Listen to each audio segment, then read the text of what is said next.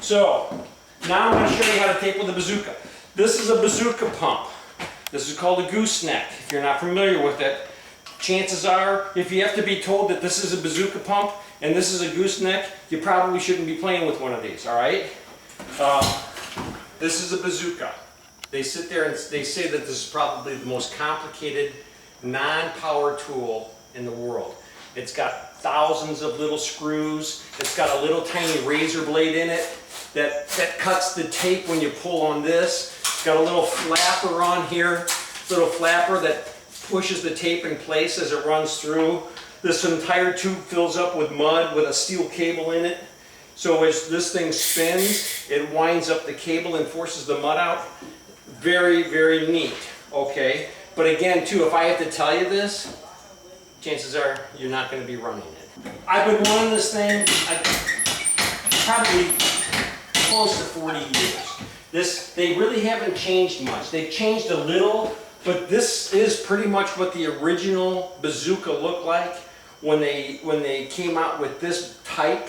And again, not much that they could improve on. So you pump the mud up with this little nozzle on top of the gooseneck. It sits just like this, and then you pump the mud up. And what I do is I hold my finger right in here like this, and when the stopper takes about 10 pumps. When the stopper hits my finger, I know this is full, okay? This is where the tape goes. I've got some tape here I was using earlier, okay? You put this on different ways. If you're left-handed, you put it on this way. If you're right-handed, you put it on this way. Otherwise, the tape's going to cut right into your hand. You'll have a big paper cut as you're using it.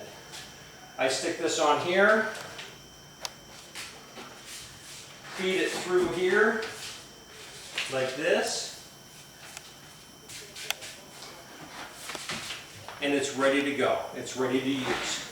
I pick it up, I open the trap door, so the mud will come out here now. You see that little thing right there? That stops this thing from grabbing this. I have to push this down to engage the gear, and now when it spins, the mud comes right on top, out on top of the tape.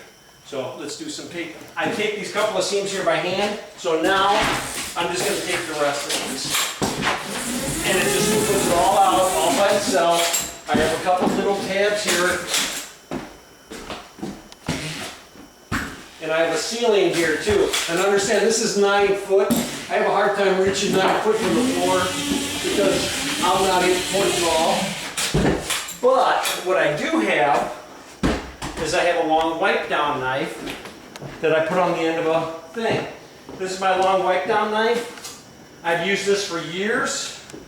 And I stick it on the end of an old glazing pole that's bent. Tap it down so it doesn't fall off. And then I can wipe the ceilings out. Now because I thinned the mud out, just so, it wipes out very nicely. I can just put this mud right back in the bucket. For the wall seams though, I want my 8. I grab my pan and my 8. If you're Spanish, you call it el ocho. And then I wipe out the tape. This is what you don't want to see. You see that line right there? That means I have no mud. The mud went this way, it didn't go this way.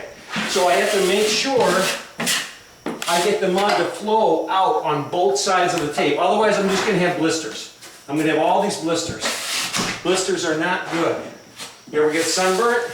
Did you like the blisters that came from the sunburn? No. And then I have these two seams here. Come on, move. That tape stuck. So I need to flow easy. Once it flows easy, I'm still getting these blisters. I must have gotten some air in my gun someplace because I'm getting a couple of blisters here that I'm not liking. Sorry. It's if I don't get those out, they will create big problems when I go to top this place. So I'm just trying to get the mud to flow. And I have this one here. Angles are completely different. I do not do the angles like that. I'm going to actually move this horse out of the way. Move this horse out of the way here. Now, I normally don't take these high angles from the floor. I jump up on stilts. 8 foot I can reach real easy. 9 foot is a little bit of a stretch for me, but I'm going to do them just for this video. I'm going to tape it all from the floor. So just bear with me because this is a little high for me. All right? It's not usually that big of a stretch. And this is where the flipper really comes in because I can crease the tape as I'm stringing it. I just crease the tape right out. It's very nice. Very easy. Now, for me to do this by hand, a lot of work. What I usually do when I'm taping angles and I'm doing it by hand, I have to, I get a corner roller.